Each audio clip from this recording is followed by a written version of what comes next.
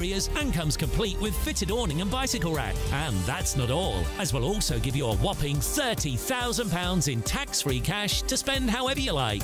For another chance to win, text WIN to 63225. One entry costs £2.50 plus one standard network rate message. Or text BONUS to 63225. 5 entries cost £5 plus one standard network rate message. Go to gbnews.com/win. Entries start at £2.50. Call 0903 686 3232. Calls cost £2.50 plus your network access charge. Or post your name and number to GB16 PO Box 8690 Derby DE1 9TT. UK only. Entrance must be 18 or over. Lines close at 4 p.m. on the 31st of October. Please check the closing time if listening or watching on demand. Hi, I'm Michelle Dewberry, and my show is your opportunity to cut through all the noise and dive in headfirst to some robust debates. Ideas clash. Situation, isn't it? Because the failure is... You're deliberately avoiding my point. Nothing's held back. And if you think this is the end of it, wait for more. And we do not shy away from the difficult stuff. Sometimes I want to shake people and say, if only you understood. So join me on Jubes & Co. weeknights at 6 p.m, only on GB News, Britain's news channel. From the school run to the home run, watch a new show for all of Britain. He can say whatever he wants. A straight-talking show where all voices are heard. And, you know, when are we going to stop talking about smashing the gangs and actually do it? With the stories that matter from every part of our country. There's a bit of a crash landing there for your Chancellor. Bold, fearless and standing up for you. That's me, Martin Daubney, 3 p.m. till 6 p.m, weekdays, here only on GB News. The People's Channel, Britain's news channel. Westminster's full of talk, but out here, it's the real world. Am I allowed to talk now? No, that's it. This is where it matters, real people and real lives. That's what politics is all about. In fact, has Trump made a good start? No. Straight answers, no spin, and just a couple of pints. How many fingers have I got up? About 10. So join me for Lee Anderson's Real World every Friday at 7 p.m, only on GB News. The People's Channel, Britain's news channel. You want to know what's really going on in the corridors of power? Labour don't know what to do with you half the time, and that makes you quite lethal in the chamber. Get behind the headlines with Chopper's Political Podcast. Join me, Christopher Hope, as I sit down with the great and the good of British politics. We'll see where this ruling takes us. These are the stories shaping our nation. Chopper's Political Podcast, available now on all platforms. Listen in and stay ahead.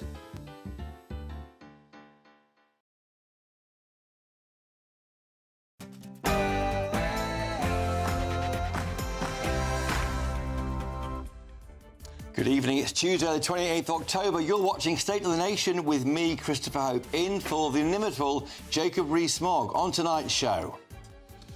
More misery for Rachel Reeves. Whilst at an investment summit in Saudi Arabia today, the Chancellor blamed Brexit again for soaring inflation. But is she right? And the latest forecast suggests that Britain could be plunged into an even bigger £30 billion black hole, most importantly, ahead of the budget. And I'll be asking what this will mean for you at home. Downing Street has toughened up its rhetoric on asylum hotels by saying it's time to abolish what they call an entitlement to luxury sites. Is this too little, too late? I'll be joined by the Tory Shadow Illegal Immigration Minister, Matt Vickers MP, to delve into the detail of government plans to use army barracks to house small boat migrants. Labour slumped to a record polling low of just 17%. That's 17%. Meanwhile, Nigel Farage is overtaking Sir Keir Starmer as the nation's preferred choice for Prime Minister for the very first time in a separate poll. And finally, Britain's exit from the European Union has been called many things. Many I can't read out before 9 p.m. on GB News. But how did it come to be called Brexit and not maybe Brexit? I'll speak to the Remainer who coined the term Brexit all the way back in 2012.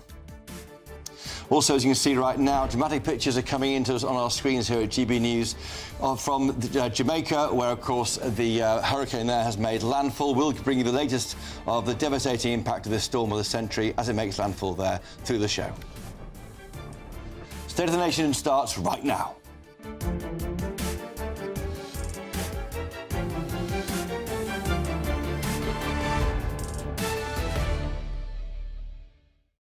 I'm also joined by that most pugnacious panel we have at GB News, the broadcaster and journalist Michael Crick and former editor of the Sun newspaper, Kelvin Mackenzie. There they are. Now, as ever, let me know your views by going to gbnews.com/your say. But now it's time for the news with that great man, Sam Francis.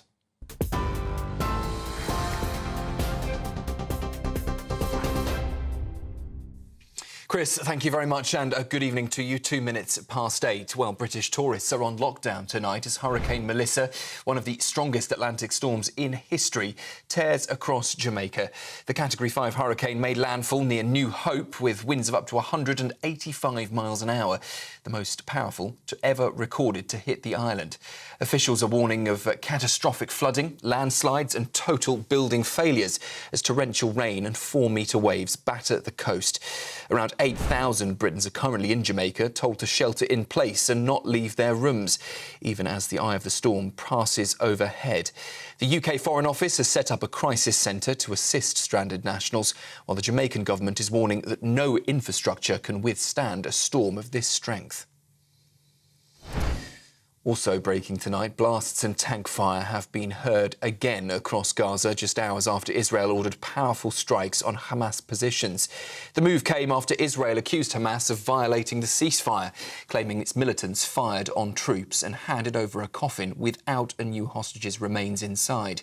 Hamas, though, has hit back, accusing Israel of fabricating false pretexts to justify new attacks. It also says it's being blocked from recovering the 13 remaining hostages. But the US insists tonight the truce is still intact. Vice President J.D. Vance has said the ceasefire is holding, despite what he called little skirmishes here and there. Here, the man arrested over a fatal triple stabbing in Uxbridge entered the UK in a lorry in 2020, the Home Office has confirmed. The 22-year-old Afghan national claimed asylum 2 years after arriving and was granted leave to remain in 2022, but was not, they say, living in asylum accommodation despite rumours circulating online. Police say the attack, which killed a 49-year-old man and injured 2 others, including a 14-year-old boy, was a shocking and a senseless act of violence.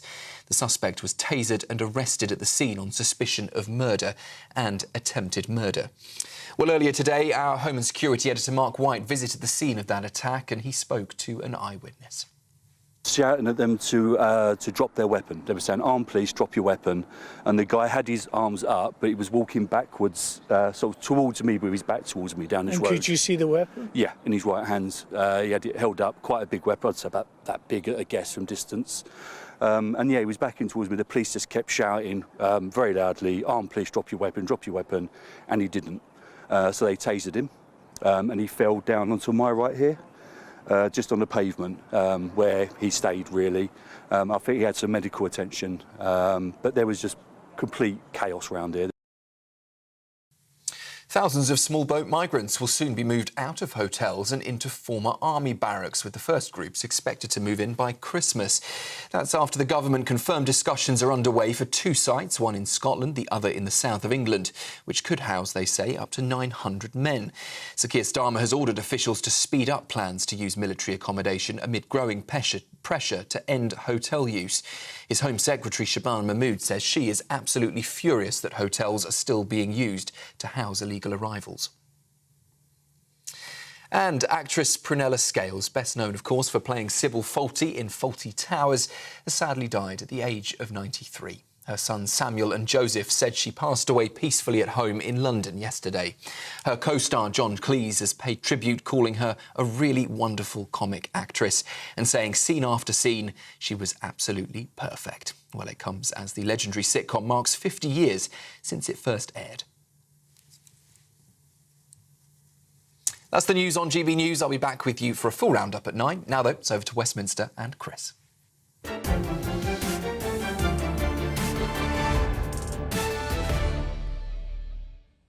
And we're back now. Do you remember last year's autumn budget when the Chancellor, Rachel Reeves, said this? And as a result, we won't have to do a budget like this ever again. Well, the government's spending watchdog is set to significantly downgrade productivity forecasts, leaving the Chancellor with a much bigger black hole than expected. £22 billion black hole. The £22 billion black hole of £22 billion. Of the £22 billion black hole, the £22 billion in-year black hole.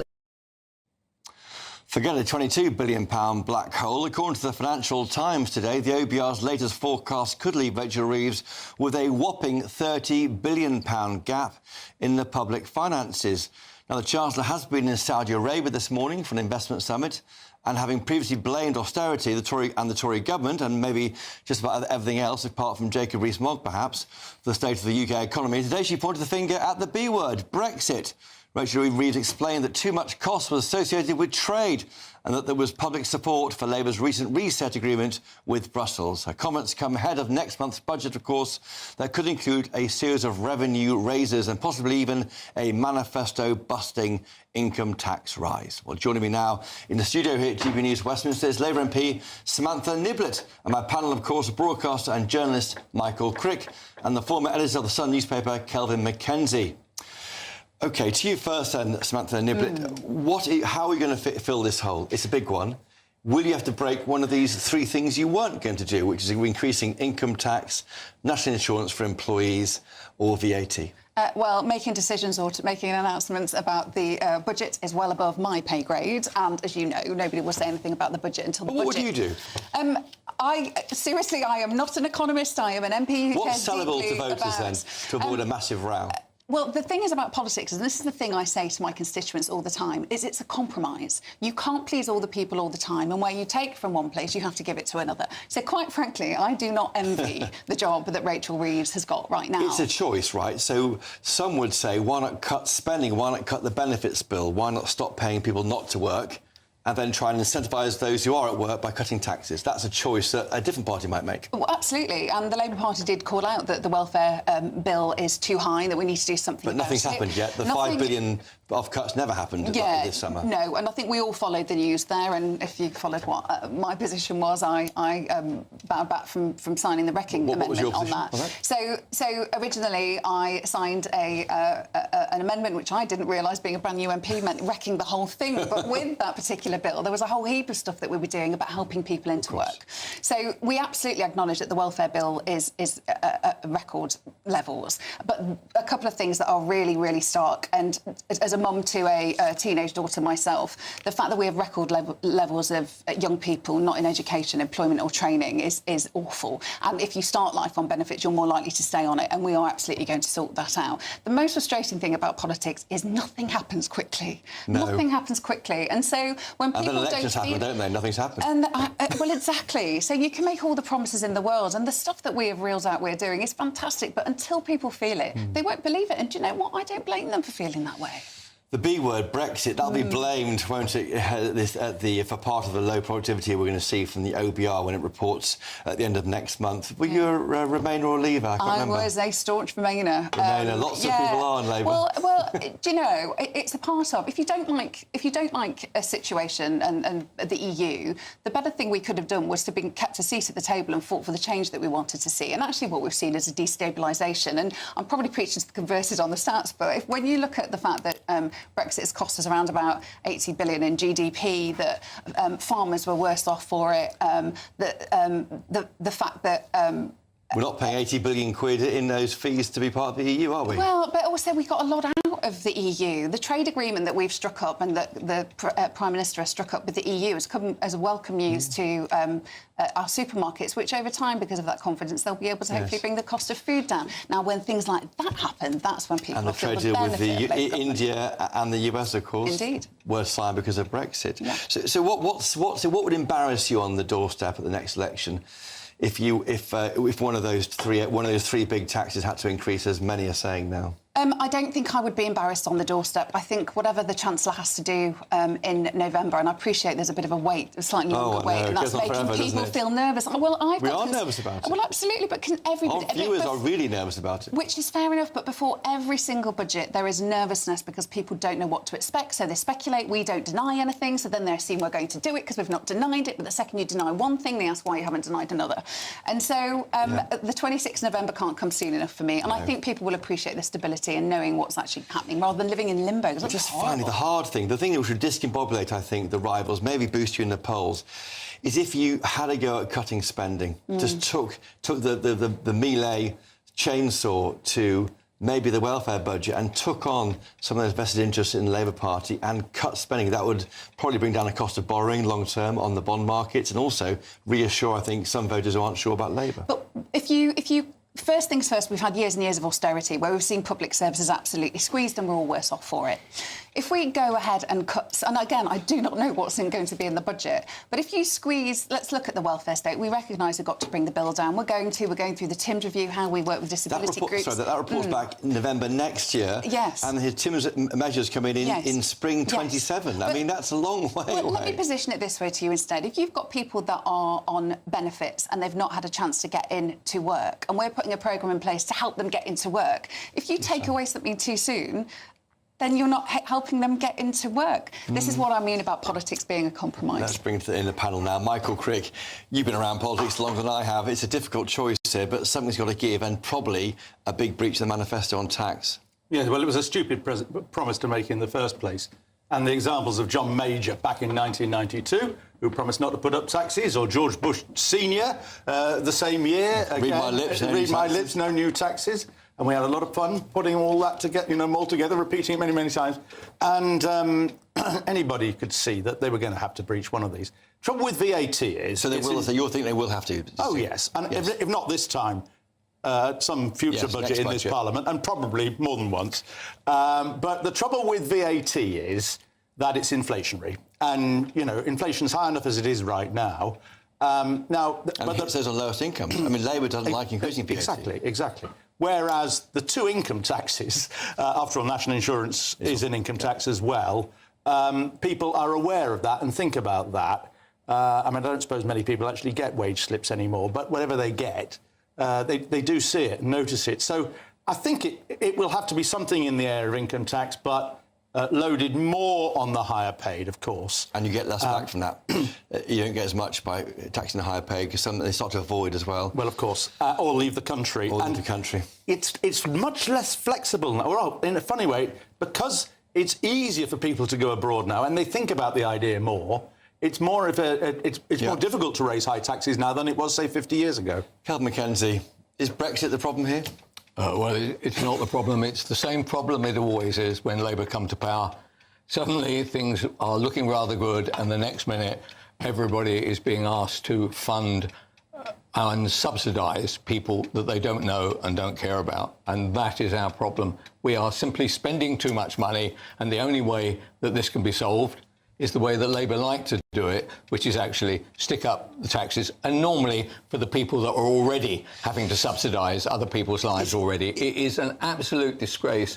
But actually, the thing that cheers me up is that Labour are now at 17%. We'll come to the polls later. I guarantee to you that falls to 12, and I guarantee to you, despite Michael saying he didn't think there would be a change when we were off air, I guarantee that will force Starmer out. It won't be helpful, but it'll cheer me up no end. I don't recall saying that. That's all off air. Quickly on the polls, he's forecasting 12% of the polls from 17% today, according to YouGov. Yeah, so there is a while yet to go for a general election. I didn't grow up in politics. I remember being as fed up with politicians and politics as the next person right now, and I always think of Keir Starmer as this tank that just plows on through really choppy waters and won't be distracted because he knows what he needs to get to. He reformed the Labour Party and he'll reform the country without using that word. You make it sound like he's never reversed a thing. But also tanks sink in water. But Calvin Mackenzie, you're not being very fair, are you? Because I'm not here to be fair. Let me explain. The last government spent £500 billion on the response to COVID and the energy shock, and so a government, whoever took £1 at the back end of this decade, would have to have balanced the books. And so someone's got to increase. If the Tories are in power now, they'd be increasing taxes. I don't doubt that. But what actually the Tories at the later end of their time, and Labour right now, for a couple of years now, actually all they want to do is spend. Now, look, that is a good idea, perhaps, actually, if we were a productive nation. Unfortunately, like the rest of Europe, right, we are not in good shape. And on that basis, there's only one thing that can be done. Honestly, pensions have to be frozen, welfare has to be cut back. A whole series of very, very painful things have to happen. But Labour are not the people to do it. You gave an eye roll then? No, there was not an eye roll. There was I'm sure that would go down like a lead balloon. Yeah, no, I'm sure it would. pensions, But these things have to happen. Okay. Our country is broke. Well, you could get rid of the triple lock. That would be, but that's long term. Yeah, make it a double lock, possibly. OK, moving on now. Listen, Kelvin McKenzie, Matt Grew, of course, thank you. And Samantha Niblett, great to see you here. Stay with us, of course. Now, still to come on State of the Nation tonight. Hundreds of thousands of people have been evacuated as Hurricane Melissa makes landfall in the southwestern parts of Jamaica with wind speeds of up to 185 miles per hour. There's the pictures there. You can see them on your screen now. We'll have the latest updates from there. Stay tuned.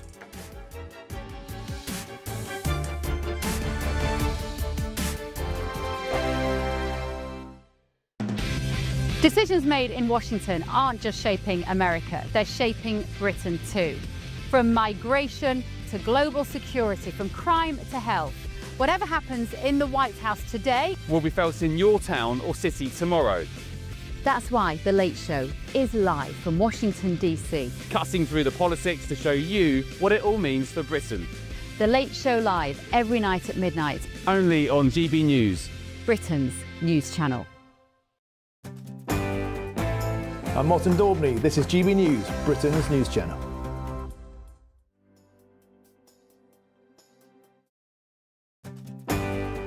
I'm Nana Akua. This is GB News, Britain's news channel.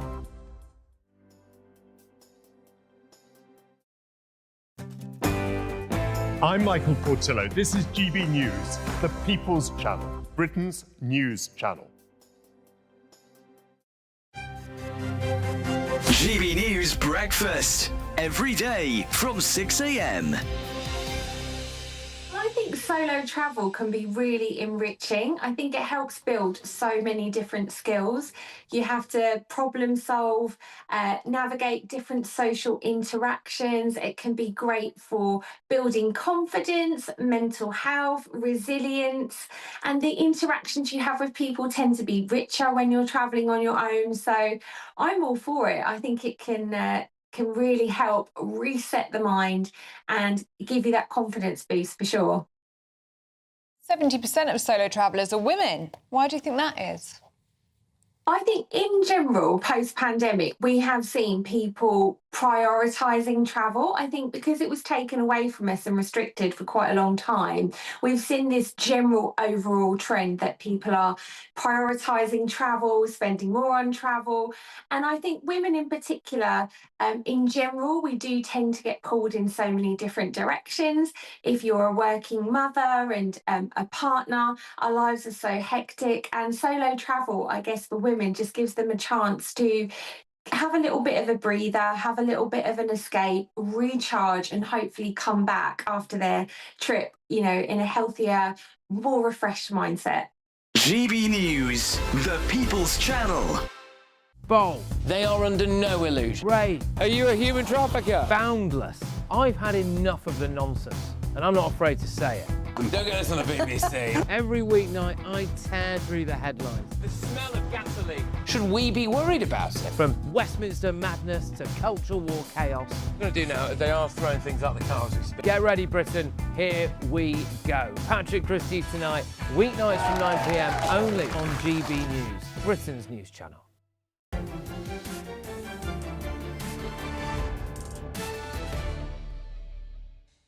Welcome back. Now, returning to the Caribbean, where Hurricane Melissa has made landfall across Jamaica. 8,000 Brits are sheltering in place as the hurricane moves slowly across the country. We'll keep you updated throughout the show. There's some pictures right now from Kingston Bay, Jamaica. In other news, up to 900 small boat migrants are to be housed in army barracks from November as the government seeks to end the use of asylum hotels. The Home Office is set to use army barracks in Scotland and in the south of England, while as many 10,000 migrants will be housed in other military sites. Earlier on today, Number 10 told us and used tougher rhetoric to tackle this crisis. The PM spokesman said the public had lost faith in the asylum accommodation system and that there should not be an entitlement to luxury sites, as we've seen in recent years. Joining me now to debate this is Labour MP Samantha Niblett And Deputy Chairman of the Tory Party and Shadow Minister for Illegal Immigration and Crime and Policing, a big top title there for Matt Vickers. To you first then, Matt Vickers, they are simply, the Labour Party is sorting out a problem you created by putting too much effort into dealing with the Rwanda plan, allowing numbers to build up to big numbers in hotels. So the reality is, as Kemi said, as I've said, things went wrong with the last one. We didn't get the numbers down at all. Numbers were way too high. But the reality is that before the election, the number of people in hotels had come back down by nearly 50%. There are now more people coming into the country.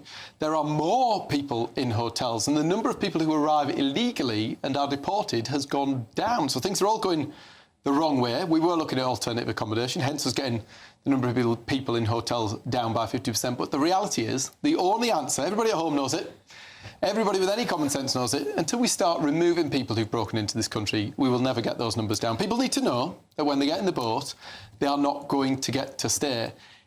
If they don't get that message, they're going to keep arriving in ever-increasing numbers, as we're seeing. We've got to start deporting people. At the moment, the people we were going to send to Rwanda are in Richmond, in Romford, in Redcar. If people break into this country, they need to be removed. Hotels sound better, though, hotels sound worse than military sites. That makes politically more sense, but they may be more costly, and we're not quite clear on whether it's a mixed picture on what will be more costly, bizarrely, a hotel or a barrack. The question remains, the government aren't answering. But actually, the other thing is about this one in Inverness. We've already heard this Inverness barracks is actually... Everybody wants to get these people out of town centres. We know what it means for local people. We know what it means for their concern about security. We know what it means for... I went to Altrincham, actually, where they've got 300 rooms, nearly 300 beds, that were filled with people visiting a town, spending money in hospitality businesses. It's now filled with migrants. Those local hospitality businesses are struggling beyond all... And angry, I imagine. Very angry, can't make their business work. They've worked hard all their lives to invest in these businesses. Can't get it because all those hotel rooms... Apparently, the Inverness camp that's being proposed is on the boundaries of a town centre. It's not going to move the problem out the town centre. So I think there has to be a bit of attention to detail. We need some of the answers to some of those questions about how much it's costing. Why choose a base that's on the doorstep of a town centre? Lots of concerns about this. The end result is these people need to be sent Samantha home. Niblett, you're making matters worse, the Tories say. We're not making matters worse. We're trying to deal with the situation. I'd be fascinated to know why you feel the numbers have increased. Not fit. So if the numbers, but why? What is it that's they have increased. More people are coming to the country. More people are in hotels. The number was going down, so there are more people arriving, more people in hotels. And of that number, less of those people who break into the country are being removed. Everything is flashing red. It's going the wrong way. Yeah, it's a really serious problem. If there was easy answers, it would have been solved, but it is a challenge. Absolutely, because both of our elections last year were hinged on it, and the next general election, quite frankly, will be hinged on it. So we are mindful of that. We have got, 3-4 years before the next general election? If we have not sorted it by then, we'll be toast. Let's not kid ourselves. But we have deported 35,000 people. 5,200 of those are criminals, which is good. If you come here and you seek an asylum and then you commit a crime, quite frankly, I think we should have zero tolerance to that. We absolutely know that the challenges with hotels in our local communities with immigrants in them, it's not good for those people seeking asylum and wanting their claims to be processed quickly so the decision can be made. Neither is it good for local communities who are anxious about it. And to your point, if those hotels could have people visiting that are going to go and spend money in the local economy, absolutely that makes sense. So the fact that the government is looking at alternative arrangements, including the use of these barracks, then that is a good thing. We've seen, you've seen the sort of the behind-the-scenes documentaries that have been done recently on what it's like to live in those hotels. We're not talking about 4-star, plush living. We're talking about people trying to cook chickpeas in a bathroom in their bedrooms. But they are nice hotels. Well, expensive hotels still. Yeah, well, there were contracts arranged under the last government with people that were providing their services to those hotels, and quite frankly, I think some of those contracts were pretty appalling. It had been reduced by 47%. If we'd carried on that trajectory that the last government was on, we wouldn't have any hotels by now. But where are they going? Well, the reality is we're going to start sending them home. This entire thing, we need to stop people arriving in ever-increasing numbers. The only way to do that is to deport people. We saw it with Albania. We got an agreement in place with Albania. People who broke into it was one of the top places from which people were arriving. The minute we started telling them, you will not get to stay, the number arriving fell by 90%.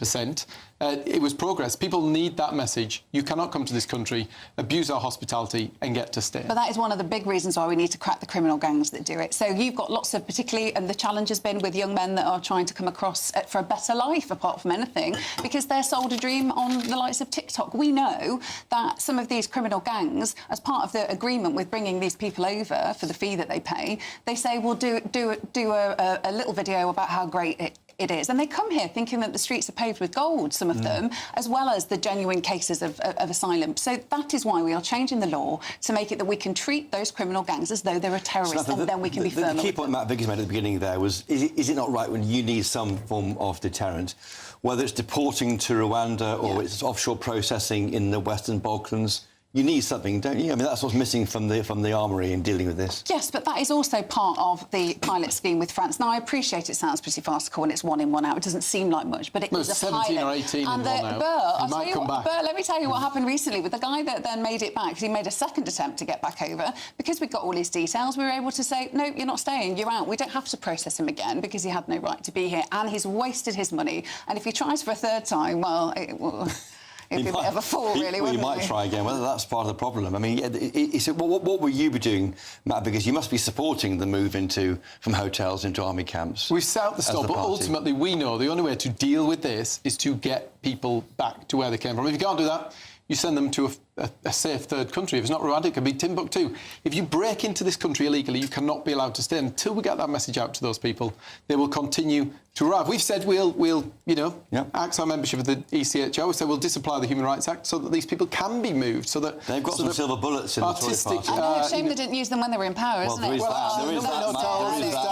The number in hotels was down. The number of arrivals it's now gone up. The number in hotels gone up. The number of people who've arrived illegally and been removed has gone down. You did have 14 Everything's years. going the wrong way. The reality is we recently saw this come to the table. We saw the Nationality and Borders Bill come from the Labour Party. We had 3 major amendments on that. Yeah, one was about disapplying the Human Rights Act, which would have meant... Last word to you, Samantha Nicholas. You keep voting against all the measures that we want to take to try and resolve this issue, which in itself is a bit of a farce. Soft on migrants, soft on the cause of migrants. The reality is that Keir Starmer is a guy who opposed campaigned against the deportation of foreign criminals. Whoever thought he was going to get into number 10 and solve this crisis was on track. Will these hotels be emptied by the election? We have said we are going to close them as soon as we can. And that's by the election? Come on. They'll be in a house round the corner from you, Christopher. So, no, the crux of it is we have got an electorate that care deeply about this issue, and if we have not got on top of it, by the time we get to the next general election, we are toast. And so we know we've got to get on top of it, and we are. We can all agree on that. There we are. This is Matt Vickers. Thank you for joining us. And, of course, Samantha Nicholas, your first time here. It's been great. Thanks for coming on. Now, coming up, Labour's recorded its lowest poll rating yet, slipping to just 17%. Meanwhile, Reform UK surged ahead by 1% to 27%. We'll be debating what's behind this shift very shortly. Stay tuned.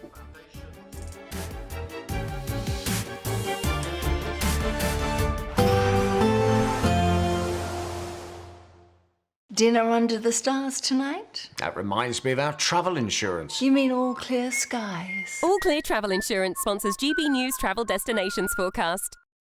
Many parts of southern Europe are going to have a fine day tomorrow, albeit there are a few showers here and there. And actually across parts of Portugal and Spain, heavy thundery rain pushing through here. There's the potential for 50 to 100 millimetres of rain in just a day or so, which is around the average for October. But further east, like I said, a lot of dry weather to be had. But worth noting, some showery rain pushing its way eastwards across parts of Cyprus, though this doesn't look especially heavy. More fine weather for most as we go through the end of the week.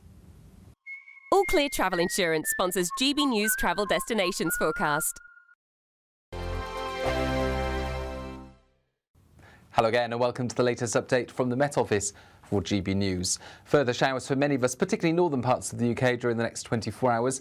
Chilly in the north as well, in between any showers with clear spells about.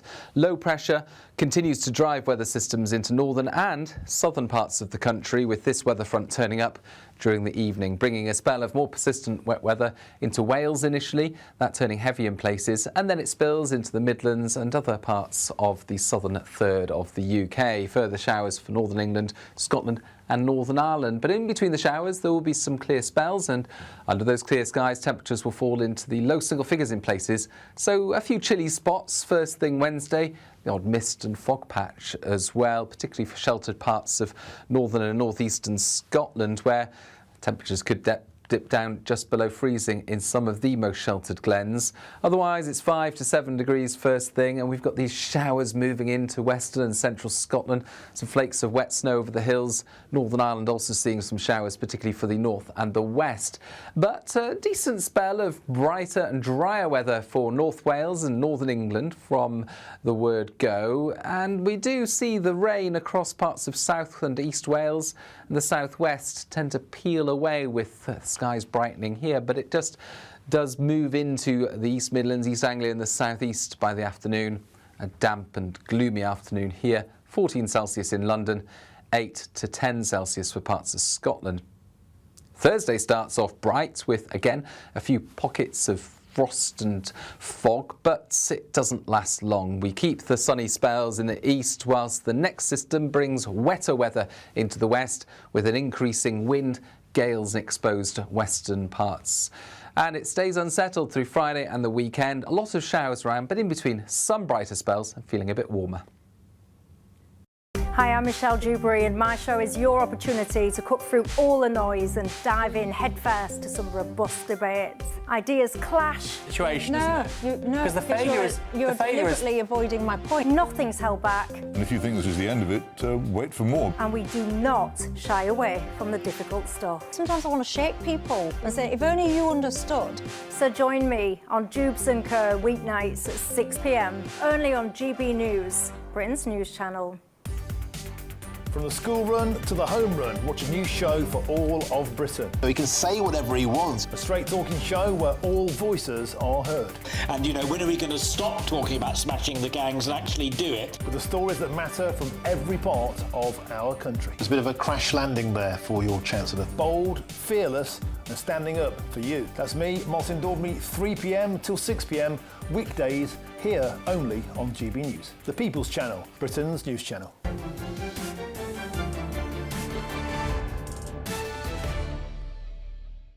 Welcome back. You're watching State of the Nation. Now returning to the Caribbean, where Hurricane Melissa has made landfall across Jamaica. Hurricane Melissa has been declared one of the strongest Atlantic hurricanes on record and the most powerful to ever hit Jamaica. It ranked first in terms of strongest landfall, with winds of 185 miles an hour. Hundreds of thousands of people across Jamaica and Cuba have been forced to evacuate. We'll keep you updated. We're looking now at pictures there from Kingston Bay, Jamaica. There you can see the surging waves there in the bay. Back in the UK, Labour has slumped to a record polling low of just 17%, with the Greens now just 1% behind. The wrong side, of course, the Tories also on 17% behind Reform UK. It's an unusual result, with four parties within 2 points of each other, as Labour has hemorrhaged support to the Greens, Reform and the Liberal Democrats. Meanwhile, a separate poll has found that Reform UK leader Nigel Farage has overtaken Sir Keir Starmer as the nation's preferred choice of Prime Minister for the first time. The Reform UK leader is seen as a better candidate to lead the country by a third of people, compared to just 30% of Brits who prefer Sir Keir, the poll showed. Joining me now in the studio is my panel, the broadcaster and journalist Michael Crick and a former editor of the Sun newspaper, Kelvin Mackenzie. Michael Crick, you've seen polls come and go, and we're a long way from the election, but this is bad news. And what's interesting about this for Labour, they're like a kind of a bait ball in one of those David Attenborough documentaries, being attacked from all sides, from the Greens on the left, Lib Dems to the middle, Reform on the right. I mean, where do they go from here? Well, first of all, I'd say that in the companies I used to work for, ITN and the BBC, there was actually a self-imposed rule that you don't dwell on one poll, because one poll can be just a rogue poll and inaccurate. Although it's a big sample, there's 2,500. And it's YouGov, it's a big poll. And the trends are all in the same direction.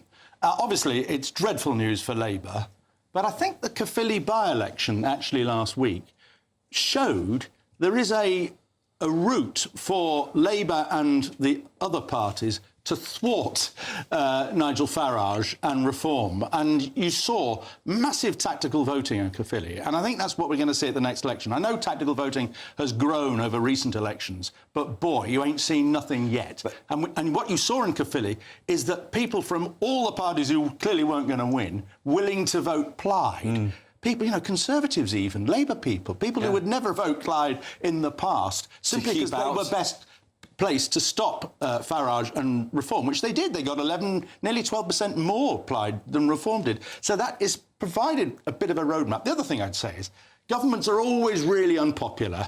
In fact, a government is probably not doing its job properly unless it's really unpopular at some point. Admittedly, it's not been as bad as this before, but of course, there are a lot of other parties for people to choose now, compared with the days of 2 parties or 3. Yes, no question. Anyone but Farage could be the theme going to the general election, but the D'Hondt system in the Senate elections next year won't matter because they simply add up. No, in Wales it won't. But what I think is Caerphilly has shown what might happen at a general election. And of course, Farage, at a personal level, you'll remember in Thanet, suffered this himself when even Labour people were willing to vote Conservative for Craig McKinley, whose views aren't much different from Farage, just to stop Farage getting elected. Yes, indeed. And Craig McKinley used to be his accountant, by the way. Indeed, they were great mates, and fell out in a big way. Before the break, they're friends now, I think. Before the break, Kelvin Mackenzie, you forecast Labour going down to 12 points. Now, for a governing party, 12 points, I should say, they need to go to be 5th place in the polls. They only need to go to 15 points.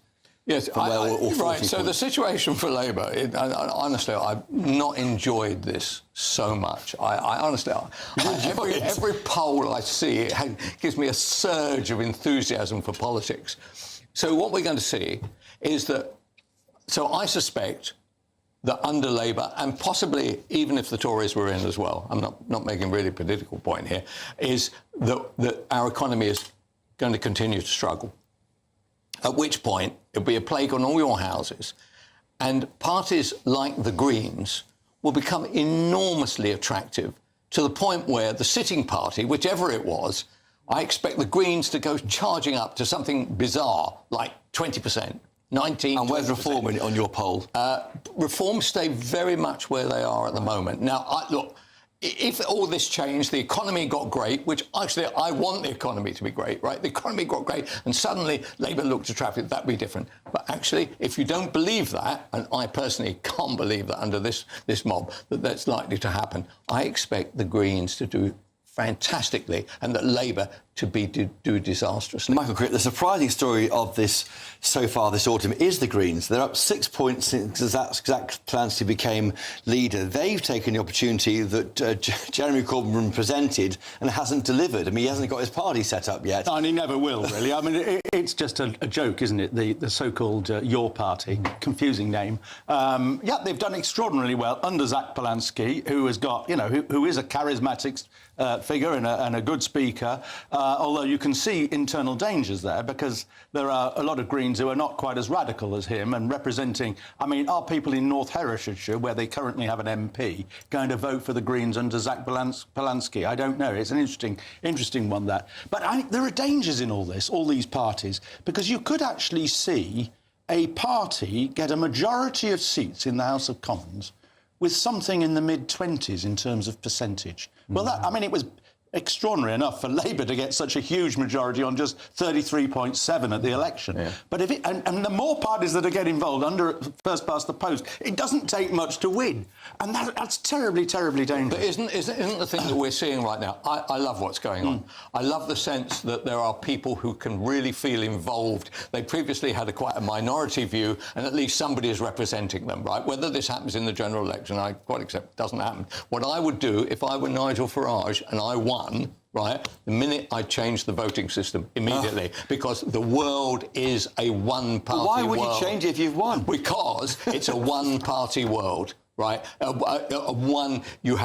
win once and then you get thrown out. Nobody is satisfied anymore because of social media. If I were Labour, I would trump that. If I were Labour, I would bring in a thing called the alternative vote system, which we had a referendum on at this election. With about a year to go. Yeah, and they'd say there's so many parties here, it's not fair under the. We'll bring in AV. You get the majority to push it through, and that would then make it easier, for the tactical voting to take place. I totally buy that. I absolutely buy that. And actually, if Starmer is still there, that will be his shot. I absolutely get that. He is in a fantastic position to blow the system right up. And if, as I say, if I were Farage, I would do it the moment that I got in. Here you are, folks. You heard it first on GB News. Well, what is the Mackenzie Crick method for Labour to survive? I was saying Philly last Thursday, Friday morning, talking to voters.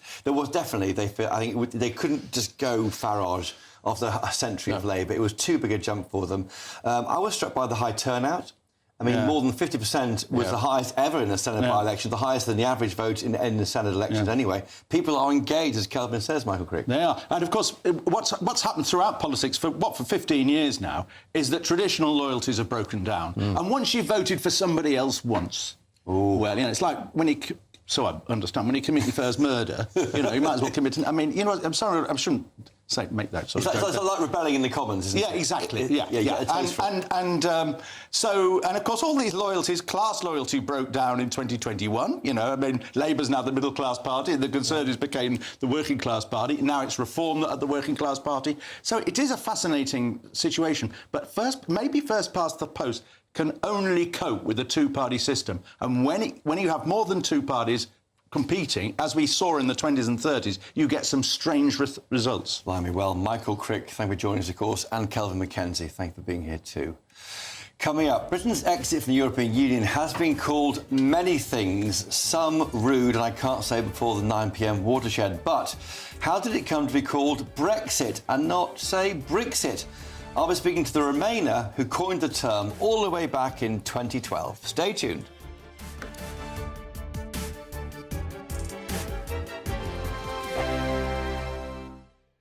At GB News, we love to hear from you, our loyal community. So drop us a line at gbnews.com/yoursay. There you can talk to each other and also to the presenters live on air. gbnews.com/yoursay, because GB News is your channel, Britain's news channel.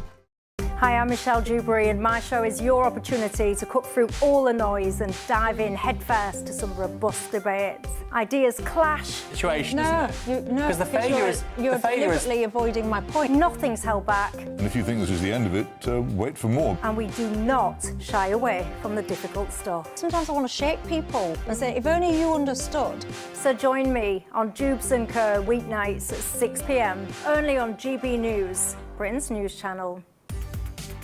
From the school run to the home run, watch a new show for all of Britain. He can say whatever he wants. A straight-talking show where all voices are heard. And, when are we going to stop talking about smashing the gangs and actually do it? With the stories that matter from every part of our country. There's a bit of a crash landing there for your Chancellor. Bold, fearless and standing up for you. That's me, Martin Daubney, 3 p.m. till 6 p.m, weekdays, here only on GB News. The People's Channel, Britain's news channel. Westminster's full of talk, but out here, it's the real world. Am I allowed to talk now? No, that's it. This is where it matters, real people and real lives. That's what politics is all about. In fact, has Trump made a good start? No. Straight answers, no spin, and just a couple of pints. How many fingers have I got up? About 10. So join me for Lee Anderson's Real World every Friday at 7 p.m, only on GB News. The People's Channel, Britain's news channel. You want to know what's really going on in the corridors of power? Labour don't know what to do with you half the time, and that makes you quite lethal in the chamber. Get behind the headlines with Chopper's Political Podcast. Join me, Christopher Hope, as I sit down with the great and the good of British politics. We'll see where this ruling takes us. These are the stories shaping our nation. Chopper's Political Podcast, available now on all platforms. Listen in and stay ahead. Britain deserves a newsroom that puts the facts and your voice first. Well, and that's what you get on GB News. Lively debates, lively conversation. And we're not afraid to hold power to account. And each other. So join me, Andrew Pierce. And me, Miriam Gates, for Britain's Newsroom, weekdays from 9:30 on GB News. In the GB Newsroom, we bring you the news as it happens. With our team of dedicated journalists across the UK. We're ready to keep you up to date with what's happening every half an hour, every single day. bulletins here on GB News. The People's Channel. Britain's news channel.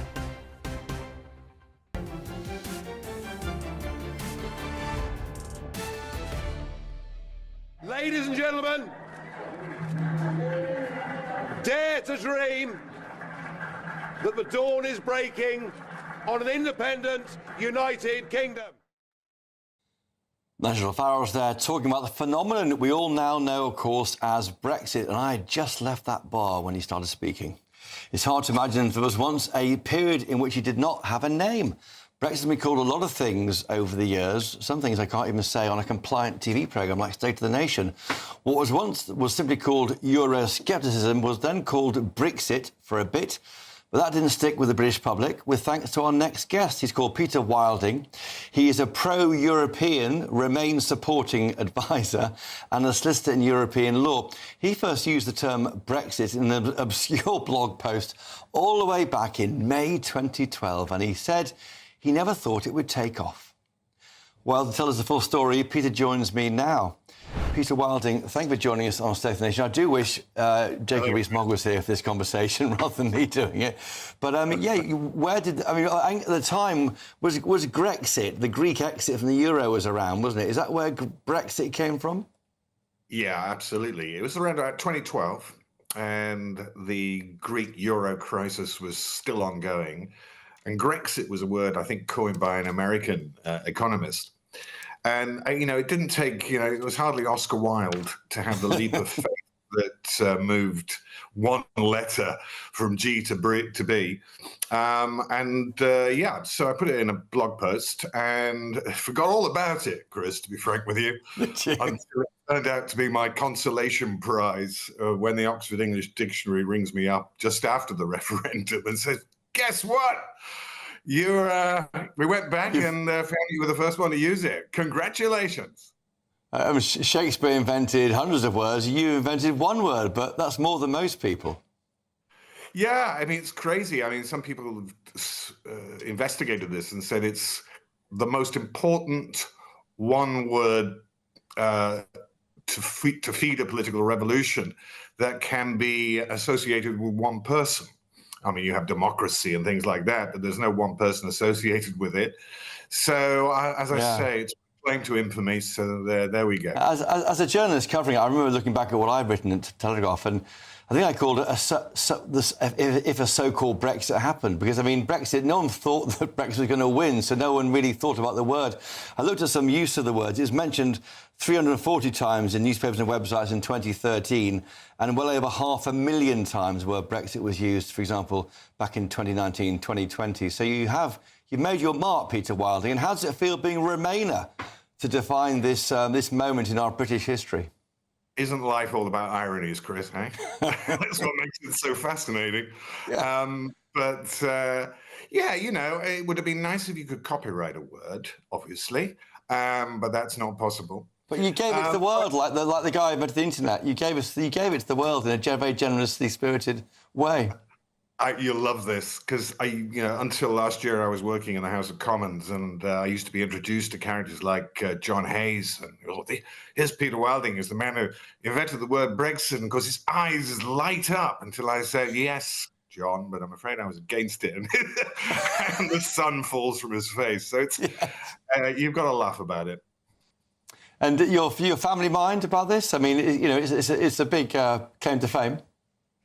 Well, you know, sometimes I get clips from quiz shows, and somebody's seen a quiz show, and the quiz question is, right, so who invented the word Brexit? Is it Boris Johnson, Nigel Farage, or an obscure solicitor called Peter Wilding? So it's a kind of trick question. Well, we all know the answer now, and you've met Farage himself, he told me earlier on the channel, and he knows you... Oh, yeah. We go back 20 years, because Cameron appointed me, you believe, here in Brussels to be his media advisor to the then group of Conservative MEPs to try and make them a little bit more Cameroon and to stop them banging on about Europe. So I found myself in Brussels drinking with Nigel Farage in a bar. So, yeah, well, we go back a long time. Peter Wilding, I'm going to call you Mr. Brexit for the purpose of this programme. Thank you for joining us tonight on State of the Nation. Quickly back to my panel.